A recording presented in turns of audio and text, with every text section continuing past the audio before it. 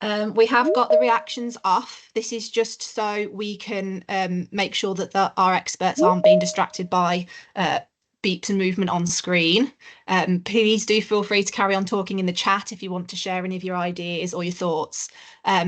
We might not be monitoring the chat fully whilst we're working through, because people will be talking, but we'll definitely be reading through the comments afterwards and answering any questions you might have.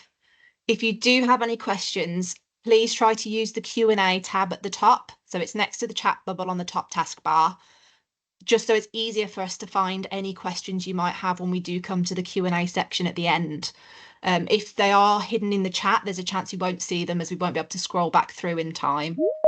And questions will be answered towards the end of the webinar. As with any panel discussions that happen in many webinars, we will be talking a lot of the time, so we might not have the chance to check into the Q&As until towards the end.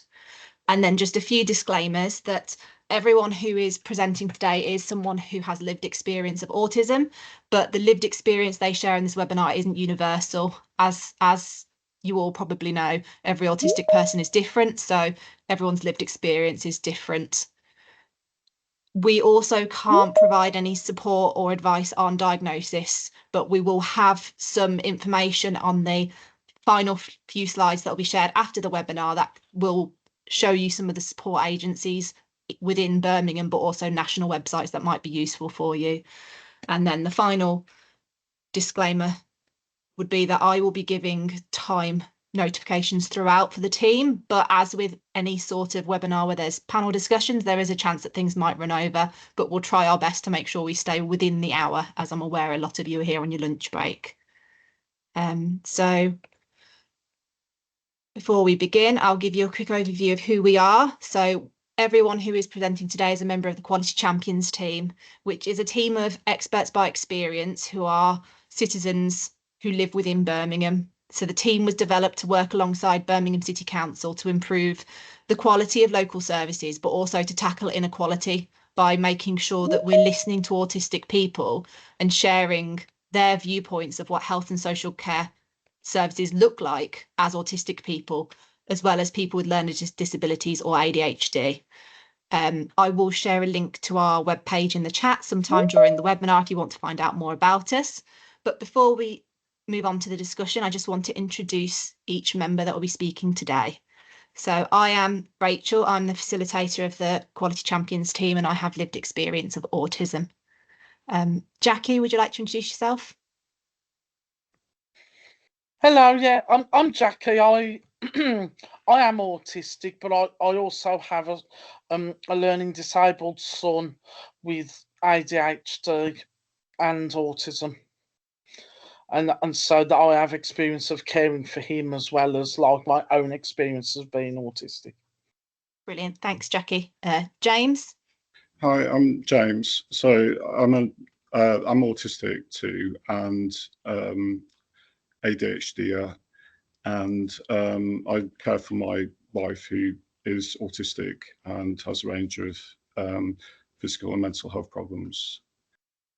Brilliant, thanks. And Simon?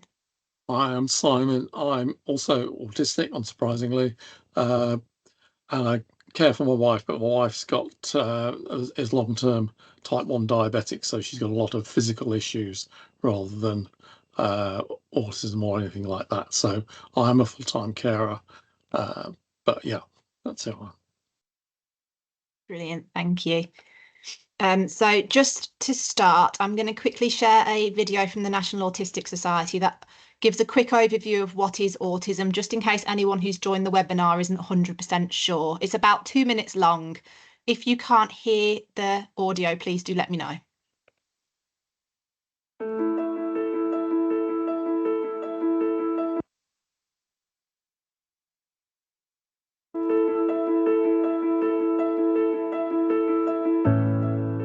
Autism is a lifelong disability which affects how people, like me, communicate and interact with the world. There are about 700,000 adults and children on the autism spectrum in the UK. And like everyone, each autistic person has their own strengths and challenges. But all of us have difficulties with communicating and interacting with other people. This could mean not speaking at all, needing longer to process information, or not understanding facial expressions. We also engage in repetitive behaviour, doing or thinking the same thing over and over. This is sometimes for fun, and sometimes to help deal with our anxiety.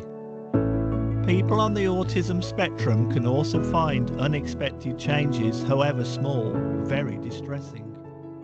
And then there is sensory overload, where noise, smells, touch, and bright lights become very painful and overwhelming.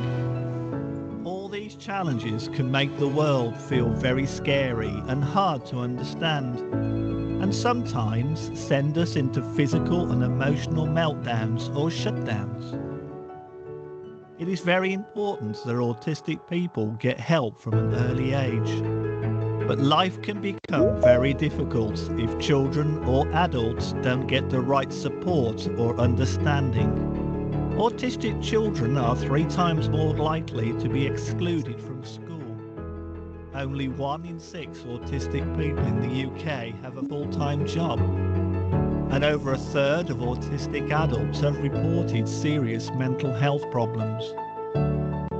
The National Autistic Society is the UK's leading charity for autistic people.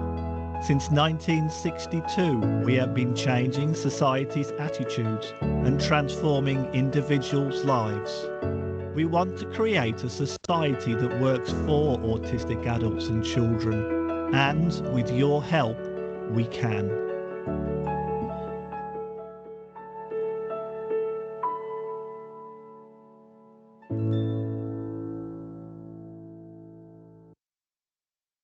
So that's just a quick video that gives you an overview of what is autism, and that will be shared along with the slides at the end of the webinar. So we'll just quickly start with some common myths about autism. There's so many out there that there's no way we'd be able to cover all of them in one webinar, but we are going to speak about a few of them that we've got on our list here, mainly focusing on all autistic people are the same, autism only affects children, and you can tell someone's autistic by looking at them. As with many myths, a lot of them will coincide with each other and a lot of them will lead on to each other. So a few other myths might be discussed peripherally during the discussions. After we've discussed these myths, we'll just quickly have a chat about media representations of autism before we close with some final words. So the first myth that we're going to discuss today is autism only affects children and they grow out of it. So that first myth is often accompanied by other myths such as autism's caused by bad parenting, which is why your child didn't grow out of it, and other similar myths. So Simon, would you like to start the discussion on how this myth's impacted you? Yeah, well, yes, I'm 70 years old now and retired, but I didn't get a diagnosis until I was 63. And the only reason I realised I was autistic was because of a documentary that the naturalist Chris Packham did about his autism, and I recognised those traits in myself, got a diagnosis. And it was only then when you got the diagnosis that you realise how, you're not unique, and I always assumed it was just me being a square peg in a round hole and all the rest of it, but also that your behaviours and whatever don't necessarily tie up with the way other people behave. So from my own personal point of view, it's had quite a devastating effect on our family, because we lost our eldest son about 11 years ago to alcohol and antidepressants, and with hindsight, we think he was probably autistic too. Daughter, since I've got a diagnosis, our daughter's got one, and our youngest son is waiting for a diagnosis. So where a family has been autistic, you don't grow out of it, but if you know that you are autistic, you can help, you can organise yourself better and manage yourself better, and help to mitigate the issues that go with it. So think there are statistics that say that only 10% of people over 50 have actually got a diagnosis. So a lot of people who struggle with stuff, who may appear to be uncooperative or rough or argumentative or whatever, it may be that they are autistic and they're struggling to process. I personally struggle with people who are confrontational because it always takes me by surprise, and while I'm processing what to do about it, they've said 3 other things and I've not quite caught the thread of it, and then I struggle, and then my voice goes a bit flat, and then I appear to be being argumentative, and what I'm really doing is trying to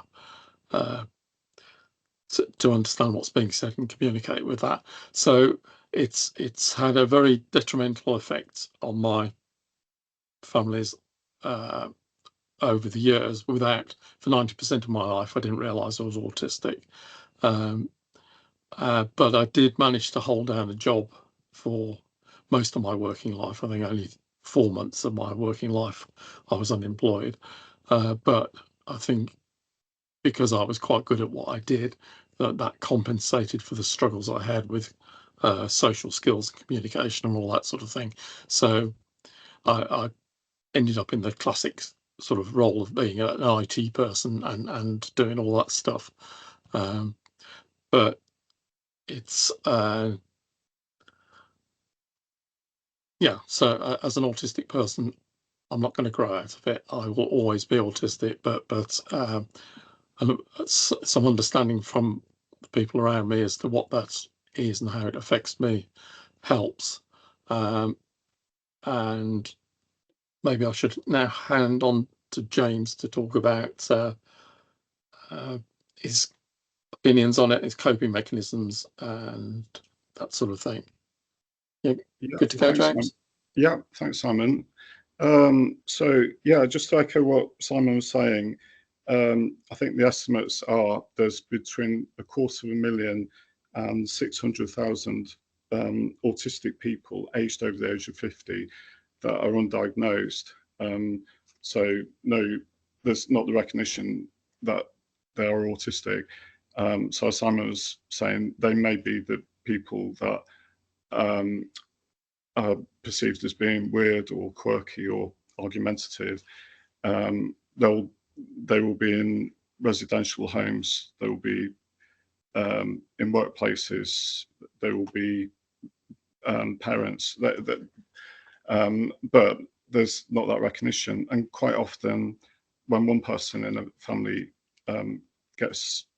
receives an autism diagnosis, it does make other people in that family look around and consider. So my own experiences. So I had problems interacting with people when I was young, but I did reasonably well at school. I could pass exams. Went off to university, passed courses, struggled with getting work. I was no good at interviews. So I would be asked questions like, so what's your biggest weakness? And I would say chocolate as my answer, because I didn't realise until much later they were asking for a work-related weakness, for example. Yeah, so it's not something that just affects children.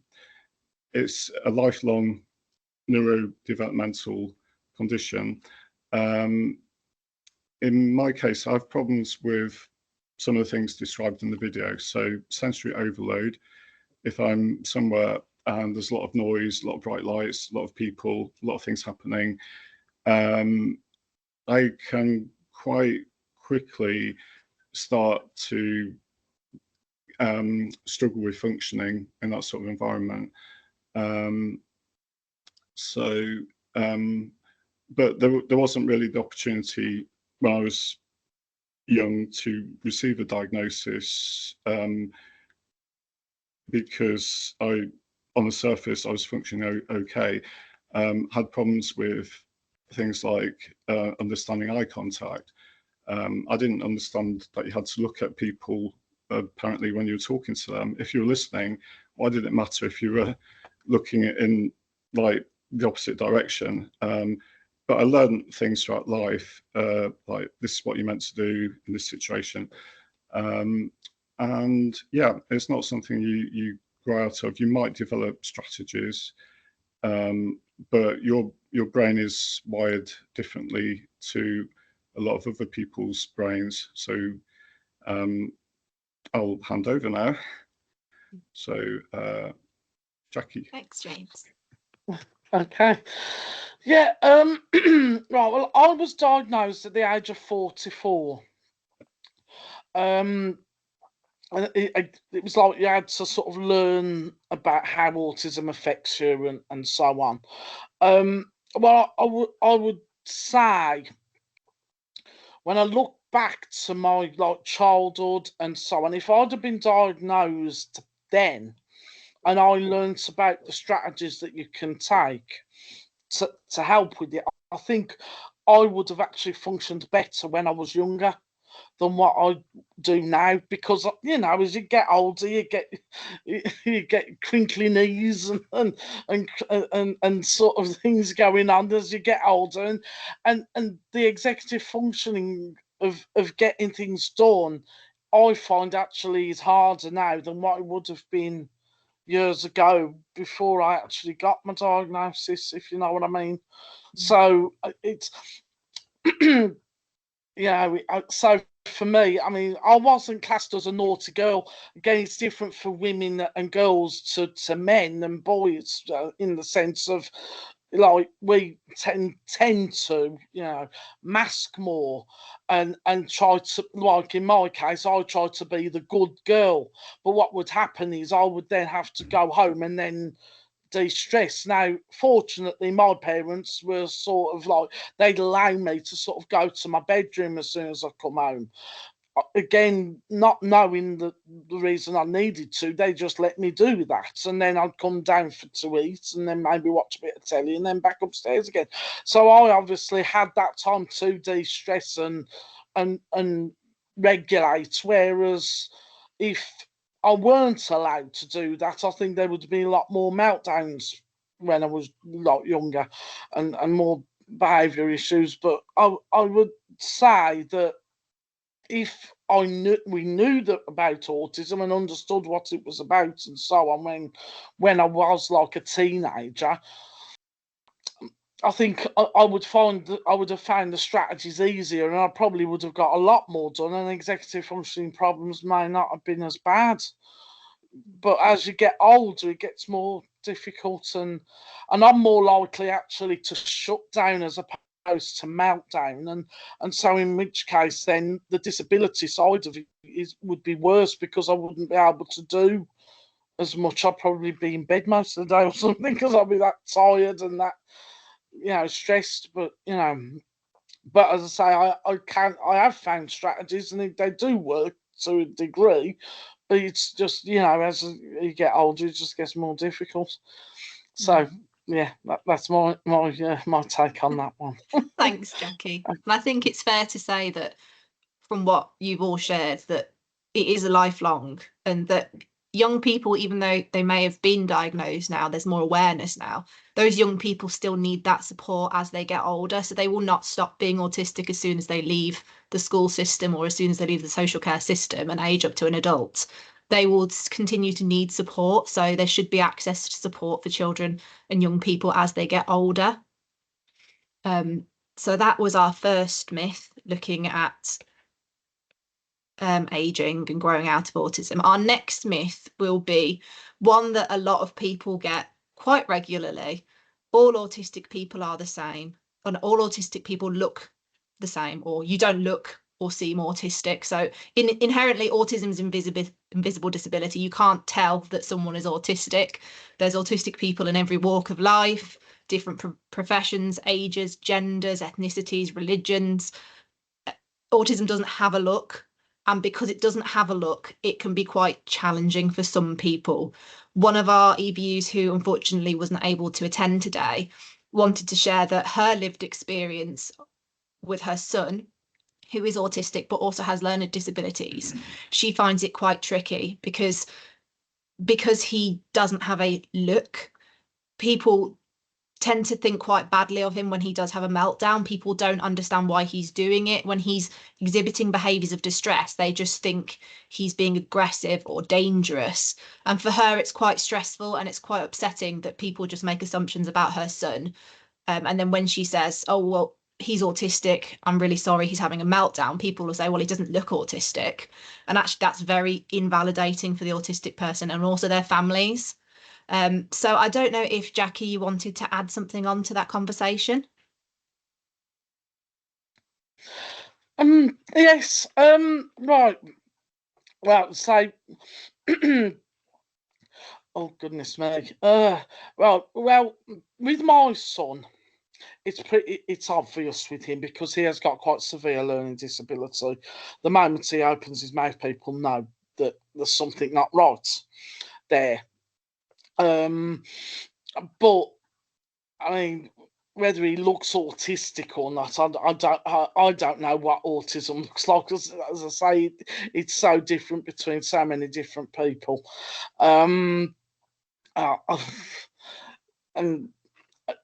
oh gosh, what did I say before? I've completely. Would you say if someone saw you, they'd be able to tell you were autistic? I don't think so. No, nobody would be able to say that with me. I think people think I'm probably quite lively. I can talk for myself and things like that. So I don't think people could just tell. But it's it is a difficult. I don't think anybody would be able to tell through me that I'm that I'm autistic just by the way I talk and things. So yeah. I think an element of it that you touched on earlier is that masking in a lot of autistic women, they mask so you wouldn't be able to see anyway. And especially linking back to what Simon and James mentioned earlier, so many people are undiagnosed, so many older people, it kind of proves the fact that the myth doesn't exist because all of those people have gone through life and they are autistic. But there is no look to autism. And you can see that by how many different people there are.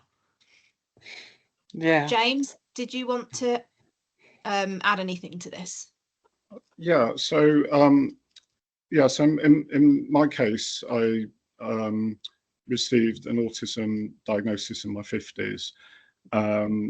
I've just looking back.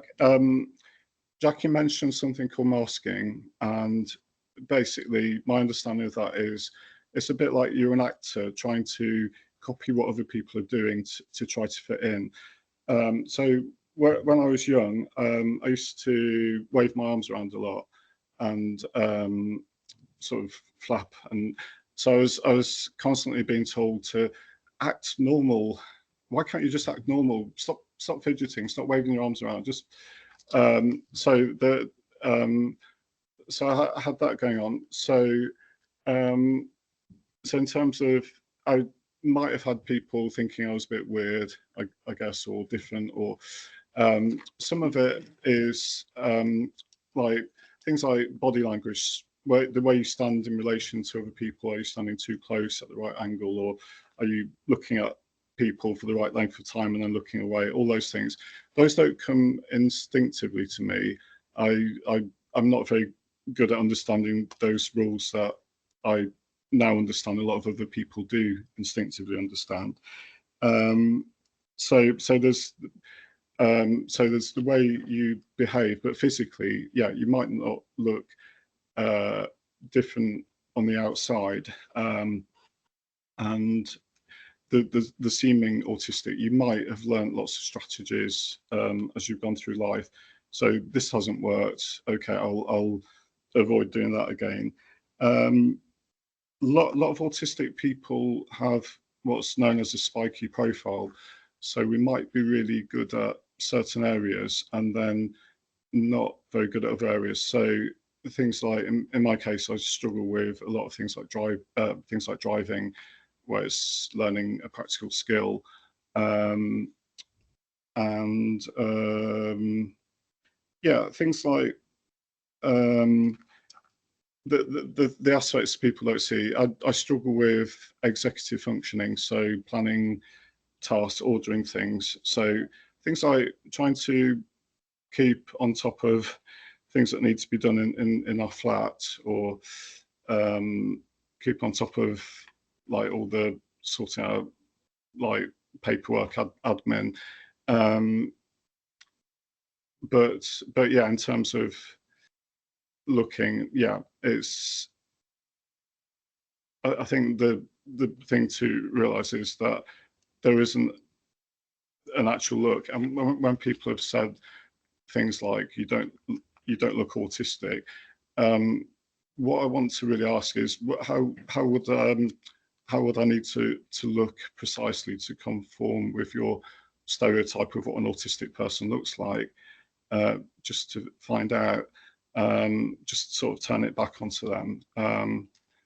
So, but anyway, I'm going to stop there.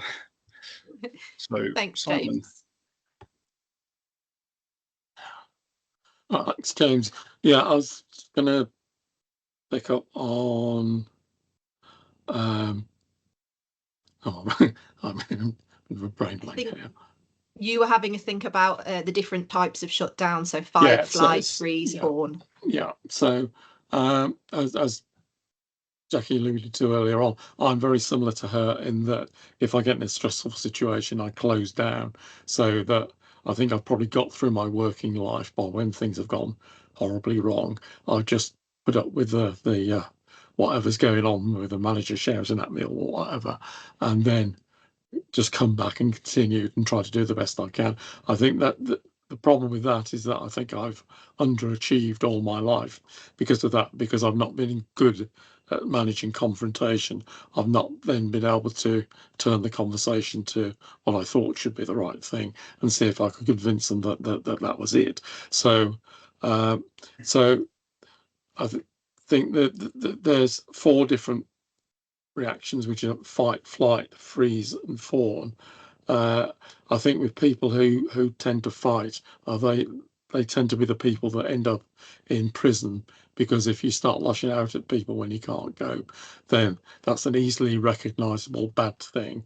And I think there's a statistic that says 42% of men in Birmingham prison have got a diagnosis of autism or ADHD. I think the vast majority are diagnosed as ADHD because they can be medicated. There is no medical support for autism, so most people, I think, in that situation get diagnosed as ADHD. So yeah, flight again. For me, it's flight. I need to get out of here. There are times when I just can't cope at all. I just have to leave, calm down, and come back again. When I was working, I now recognise that I used to take a comfort break more regularly than most people, and I think that was to do with needing to just decompress a bit and go for a walk and come back and start the conversation again. Freeze only fortunately happens occasionally, but I then literally very still can't cope, and just have to sit quietly until it passes. And fawn is another strategy that I've unknowingly applied all my life, which is to try and calm down whoever seems to be opposing me or being confrontational, by agreeing with what they say, just to get out of that situation. So, but it's neither, all 4 of those things obviously aren't good things, but they are coping strategies. With the exception of the fight one, which tends to get you into trouble, you can usually get by with the other 3. But if you're trying to deal with somebody who is autistic, then if they all of a sudden go quiet and you're in a rush to do something, then that might start to get you into a confrontational situation, because you're trying to hurry them on and they can't process fast enough to keep up with you, and they'll say something which is then taken as a negative, and it all goes horribly wrong. And I've had those sorts of situations over the years. And yeah, as I said earlier on, I always felt like I was a square peg in a round hole, and never understood why until I had the diagnosis. And learning, as Jackie and James have alluded to, you end up learning strategies to cope, which I'm not sure all of them are masking, but some of them are just processes to enable us to cope. And I think masking is more a deliberate thing to say. I won't want to appear like other people, and I'm just a bit. I always struggle with that too. But yeah, so I think I've said what I want to say. Thanks. Brilliant, thanks, Simon. And then we'll move on to the final myth that we are discussing. Excuse me, which is all autistic people are the same. So you see this a lot with people discussing, oh, well, my friend's son is autistic, so I know how to deal with autistic people, or my brother's autistic, so I understand all autistic people. But at the end of the day, no two autistic people are the same. No two autistic individuals will share the same characteristics. The same way no two non-autistic people would be exactly the same. So a lot of this comes down to people thinking that all autistic people are savants, or they have special skills, or they might be someone who's devoid of emotions and very machine-like, because that's their understanding of autism. But each autistic person will have their same set of challenges and strengths, just like any other person would. And there's no key defining characteristic or trait or challenge or strength that you'll find in every autistic person in the world. A big thing that's obvious about this is the difference between how men and women present. So actually, it's quite well documented that women will present autism in a different way to the way men do. And a lot of people might only be accustomed to the stereotypical male presentation, and then might not believe a woman if they say they're autistic, because in their head, autism is a specific way, and they don't see that in you, so they might not believe that you are autistic. And it also comes down to actually autistic people, like every other person in the world, may well have many other diagnoses, or they might have other cultural backgrounds that impact on how they behave as a person. So James, I don't know if you wanted to have a talk about autism and ADHD and how it is for you. Yeah, so yeah, this slide, all autistic people are the same. Yeah, we're not a homogenous group of people. We're all different. So in my case, so I mentioned earlier autism, ADHD. I sometimes, or quite often actually, feel like there's a bit of a internal fight going on. So my autistic side wants routine, wants things ordered. My ADHD side, not so much so. So there's a big pile of paperwork, correspondence on top of the filing cabinet that's built up, and every so often I think, oh, I should try to sort through that. After a few minutes of doing it, getting distracted, it's usually a case of I've had enough. I'll put it all back. I'll do it a different day, because I've just like it's not a particularly interesting task to do, but that creates a bit of internal tension, because I'd like a bit of order and everything to be all sorted out, but it's just really difficult going through that process to get there. So not all autistic people are into trains or dinosaurs, or mathematical geniuses, etc. So yeah, that's something to take on board. Some people have a lot of issues around sensory sensitivity, but that can be they're very sensitive to, for example, sounds, or hypo, not sensitive. So so you find some autistic people might be into really loud heavy metal music, for example, or DJs in the spare time, whatever. But for me personally, I struggle with noisy environments. The other thing as well, if I'm doing something like trying to ring a call center, if I remember, I will say at the start of the call, I am autistic, ADHD. I have problems with conversations in terms of knowing if somebody's paused or if they've finished what they're saying. So I might inadvertently interrupt you, but I'm not doing it because I'm being rude or anything. It's just I'm not very good at the flow of conversations, and that's quite useful for me to do that, because then the phone doesn't end up being disconnected as often. Other people might not struggle to the same extent with things like that, other autistic people.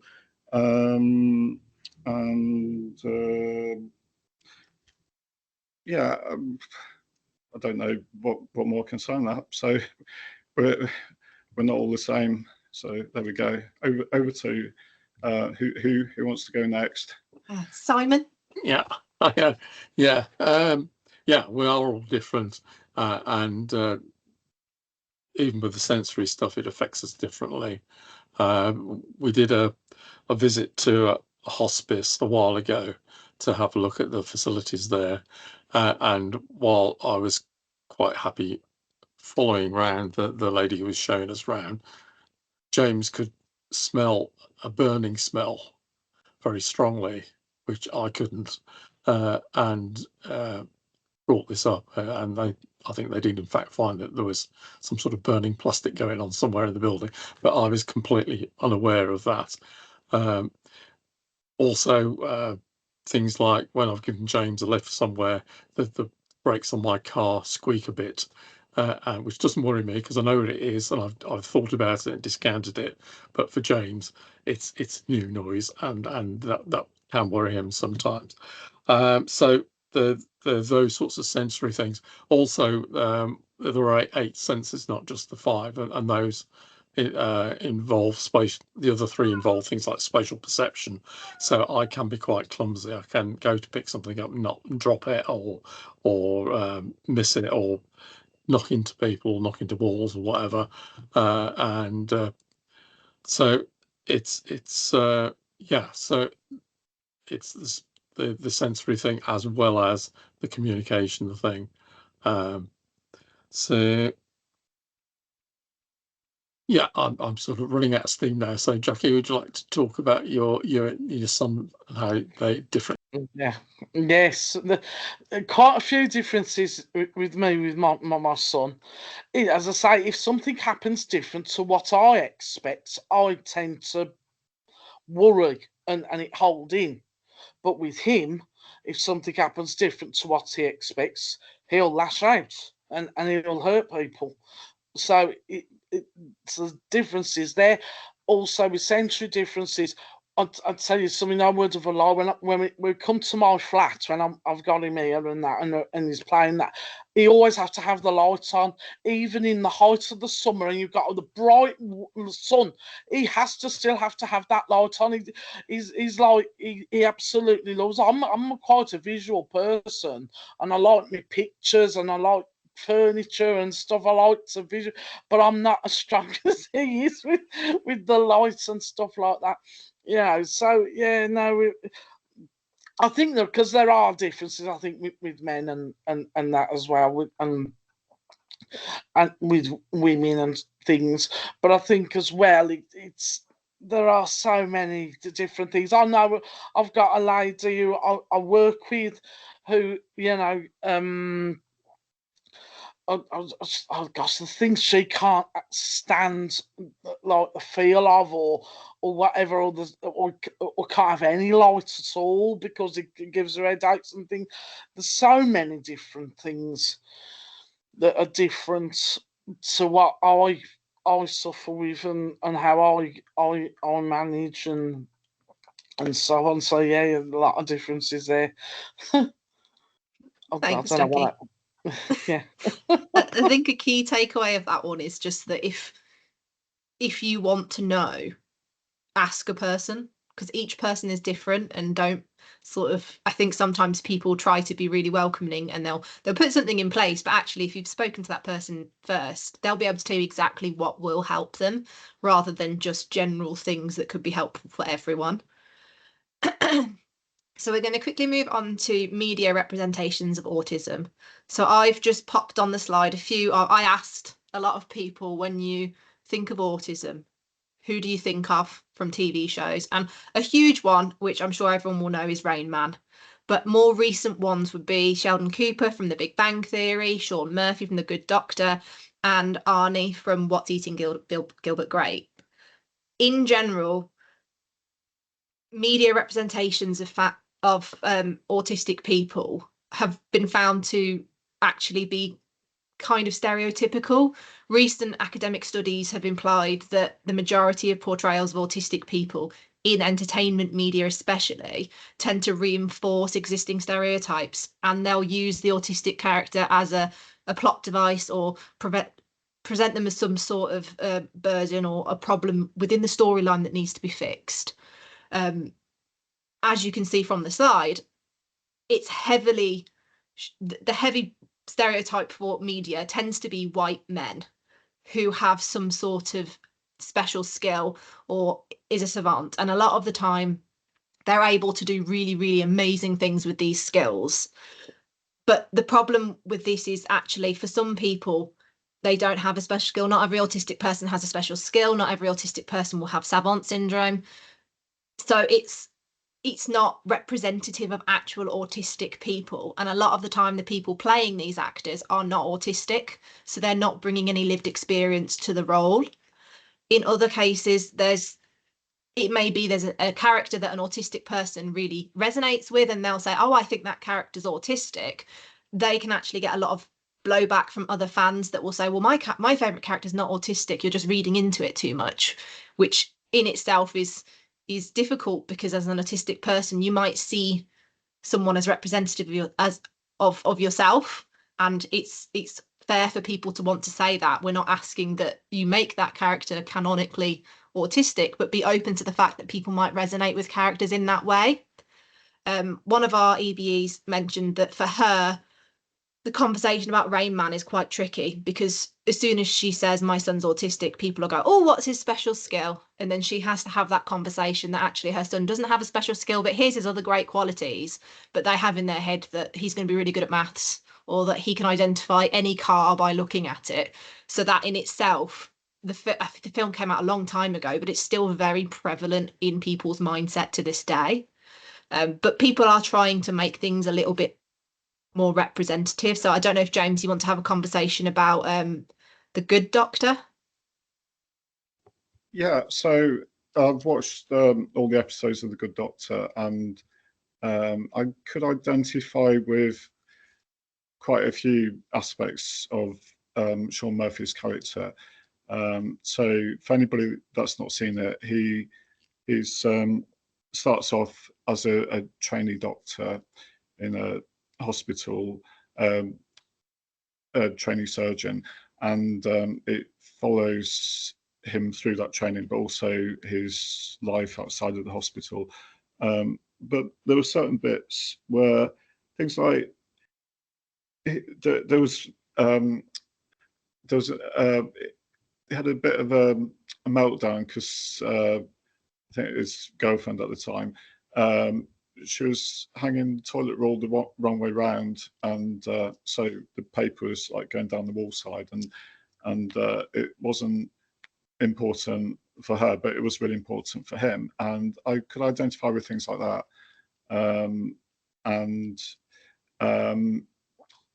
But the actor that plays Sean, as far as I understand, he's not autistic, but they did have an autistic actress playing the Doctor in the last series, and I remember watching it and stopping it because I said to my wife, I think she's actually autistic. And then I did a bit of Googling and looked on Wikipedia, and they'd got an autistic actress to actually play an autistic character, which is quite nice. But yeah, it's interesting. I can identify with a lot of Sean Murphy's character, but not all of it. But I think with any drama, the idea is to have drama to get people watching it. So it can be an exaggerated, can exaggerate various aspects for storytelling. So if it's a medical drama, you're going to have, I don't know, the occasional plane crash or volcano going off or tsunami or asteroid impact, serial killer on the loose in hospital, that sort of thing. It's probably not going to be representative of totally of everyday life. But yeah, it does. I think it's quite fair representation with a lot of what happens in that series. So I'd recommend the Good Doctor. And just before you go on to the next person, I got to say, I do dread every time there's I don't know, like there's something bad in the news and they've arrested somebody and maybe been some killings. I think, will that person, will they announce that they're autistic, and then will it be used in a negative way to make out that all autistic people are serial killers, that sort of thing. So that's just a little note there. But I'm going to stop and pass on to whoever is going next.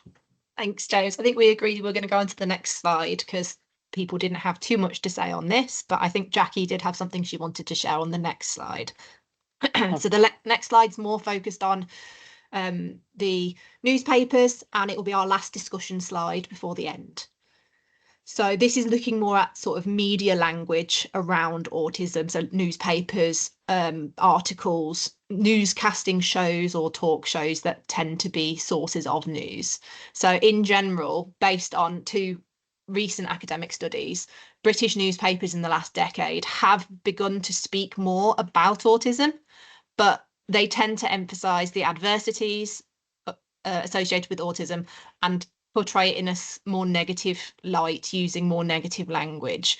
And they also tend to focus on the autistic children aspect and it being particularly just boys, which feeds into the myths that, you know, only boys can be autistic, only children are autistic. And this is something that is getting better over time based on what the studies were saying, but it's still quite prevalent. And when we were writing this presentation, we found our own examples of, James found an article that someone said that they were having a case of the autism. There were plenty of articles that said suffering with autism. And there were several articles that were using autism as an excuse for questionable behaviours. So quite a prevalent media figure doing a gesture, and people were saying, oh, well, he can't help it because he's autistic. So that kind of narrative being quite prevalent in the media. And it's also similar in terms of newscasting shows like Good Morning Britain, where people come on, it tends to be more sensationalized or talking to people as if they're quite young. Oh, you've done such a great job having you have a job and you're autistic. How do you do it? And it's very much acting as if it's an amazing thing and this poor person's tried so hard. And actually that's not what people want. Autistic people don't want to be seen as these beacons and we're amazing just for getting out of bed, but very much a case of, we're a person just like you. And when you talk about autism, when you report about autism, to try and report on it in that way. So Jackie, I think you had something to add about newscasting shows. Yes, I feel that oh gosh, yeah, I don't know much about the print media because I don't really read much papers at the moment. But say like things like Good Morning Britain and like This Morning and all those types of sort of programs, they do have a responsibility. And say I would love to go on one of those shows and sit and talk the same as I am on here about autism, but I don't know how they're going to flip it to make it look how it would look for their own agendas. I'm sort of on the fence really as to whether they would represent me properly. And from what you were saying about, sort of like making us feel like we're amazing just because we got out of bed, that's not really what we're here to show. It's to show that, you know, yes, we have our difficulties, but with the right strategies and the right help and support from other people, we can function just as well, and in some ways even better, because we can explain what it's like for us and the difficulties we have and so on. So, you know, and that people can learn from us in that way. So, but again, I right now I'd be sitting on the fence. I mean, I would jump at a chance if Good Morning Britain would say to me, "Oh, you know, come on the show and talk about autism." I'd love that, but how it would come across when they actually put it out on the telly, I don't know, and that's my thoughts on it. Really, I don't know how it would show. Yeah, so there we go. Thanks, Jackie. So I think a big thing that we do when we work with our ABEs is that we focus on using identity first language, so autistic person rather than person with autism or suffering with autism.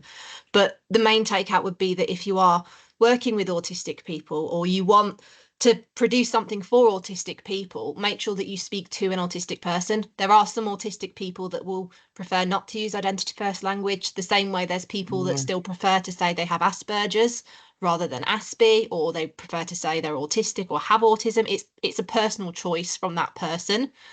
So if you are going to be writing about it, I would recommend going with what the National Autistic Society recommends, which is using identity first language. But if you do have the capacity to reach out to someone, even if it's someone in your organisation or a family member or a friend, just to have a look over, they'll be able to give you a really good insight on whether what you're writing is representing autism in a positive light. There is a very good guide that the National Autistic Society has put out for that. So I've included that on the slides that will be shared afterwards. So I'll quickly wrap up. And then we'll have about 5 minutes for questions. So the final thoughts we have are that when you've met one autistic person, you've met one autistic person. Not everyone is the same, and you should try where you can to recognise each person as an individual rather than the label of autism. Listening to lived experience is a really good way of dispelling these kind of myths. And if you hear a myth, having the confidence to say, you know, that I don't think that's correct. Have you spoken to an autistic person? And just to try to use identity first language when you're talking and writing about autism, or ask someone and they'll be able to give you some good advice on that. If you don't mind, James, Jackie and Simon, I'm just going to ask if you can give one piece of advice that you would like people to take from this session before we move on to questions. So James, what would your one piece of advice be for anyone on the session? So yeah, just thinking, so I think there can be an assumption of tying in with some of the things about media that autistic people, we're sort of somehow a gift to the world to make people sort of what's the word, sort of be nice and be kinder, or I don't know, there's some sort of aspect, inspirational or whatever it might be. We're not, we're just people. But I think just try to be kind to people you meet, be patient. I think that goes a long way. And don't make assumptions, just like clarify if something's not quite making sense to you, just ask, and just give people a bit more time, just be a bit more patient, and realize that what I was saying earlier, some of us have difficulty with things like conversation, try not to interrupt people, or like how close we stand, or what angle, or eye contact, or whatever, and we might look anxious or disinterested, but don't go with what we look like, go with what we're saying. And if you think we might be angry or something, just ask us, are you okay? You're not upset, angry, or just find out. That's what I would say. But other people might have different advice. So Thanks, James. Simon, what would your piece of advice be? I think James has just said most of it. So, but I think the one stereotype we've sort of talked around but not mentioned specifically is the assumption that learning disability and autism are the same thing, and they're not, as Jackie so eloquently demonstrated. So there are some people who have a learning disability who are not autistic, and there are some people who are autistic and don't have a learning disability, and there's some people unfortunately have issues with both. So it's I think what James has just said about not assume if somebody appears to be being a bit abrupt with you, not assume that they're getting at you personally. It may just be that they're struggling to communicate and to ask if they're all right, and to give them a bit of time to respond as well, because that's again another thing that I struggle with. Somebody's in a rush on reception, then I struggle to get all the words out that I want to say before they've brushed off and done something else, and they quite often get the wrong end of the stick and do the wrong thing. That's me. Thanks, Simon. And Jackie? All I would say is anybody that you're dealing with in the world of work or anything else may well have autism. So just all I would say is just give anybody who you're dealing with as much time to respond to anything that you ask, and just like, just in case, because you just don't know whether they may have some sort of neurodiversity or not. But just giving people just a bit of extra time to answer any questions you might have, or whatever, to process what you're telling them, especially if you are annoyed with them or whatever, give them that time, because you never know, they may just say something and you realise actually, it's not as bad as they think, so that's the best advice I can give. Thanks, Jackie. So we have put some further information on the slide, just looking at the support services from within Birmingham. If you are looking for support services that you want to access in the community, a great resource is the Autism Support Service. It's got a big directory that outlines everything in Birmingham, and they're brilliant, so that's a good one to go to. We've also got local charities, Autism West Midlands, and Resources for Autism, as well as Birmingham Parent Carer Forum. If you're based within Solihull also have their Parent Carer Voice, and there's some national links on there as well. And for anyone who happens to be interested in some of the stuff we've referenced, I've put some references on the slide. So if you're interested in any of those academic articles, or if you want to look at the National Autistic Society guide for writing and talking about autism, that is also on there. And the final thing that's really good to have a look at is this page up here, the Autism Fact versus Fiction, which is a really good piece of co-produced work from Scotland, which is made by autistic people talking about myths.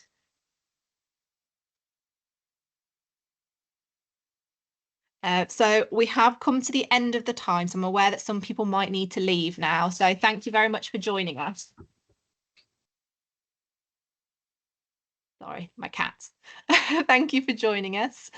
We do have one question that I'm going to ask the panel to answer, but if you do need to go now, that's not a problem. The video recording will be available on YouTube if you want to see the answer. So we've just had one question from Emily, who's asked, I'm a mum of a grown-up diagnosed autistic child who was 14 when they were diagnosed, and they live independently now. However, we've had to put a lot of strategies in place for this to happen due to instructions being too generic. We couldn't find any help for this anywhere, and we've had to develop it ourselves. My question would be, what's the most impactful strategies that you have found that have made a good positive impact on your life? So James, I don't know if you want to jump in with some of your strategies that might be useful. So noise cancelling earbuds or headphones, brilliant sort of invention. So Anil Bose that came up with them originally, absolute hero. So they're quite good.